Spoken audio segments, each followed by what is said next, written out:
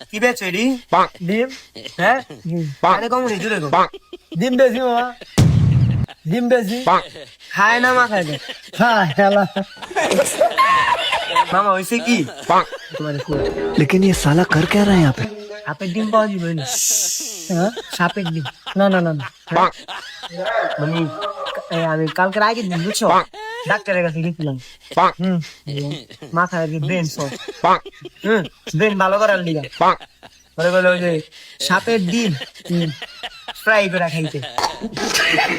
এ মামা আপনার brain short হয় তার জন্য ব্যাং